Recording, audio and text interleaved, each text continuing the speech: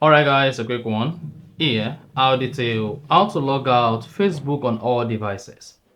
So if at the end of this you found this helpful and informative, please don't forget to like and then subscribe. Now, to log out Facebook on all devices, all you need to do is go ahead and open the Facebook application. Click on the three lines at the top left. Locate and click on Settings and Privacy. Now, click on Settings.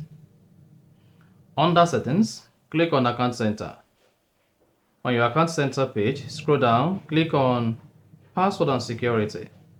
Now, under Password and Security, locate and click on where you are logged in under Security Check. Then select Facebook from the list of accounts. Go ahead and select devices to log out. Click on Select All. Click on Logout. Now, click on Logout from the pop, and your Facebook account will log out on all the selected devices. And then you are good. So that is basically how to log out of Facebook on all devices. If you found this helpful and informative, please don't forget to like and then subscribe.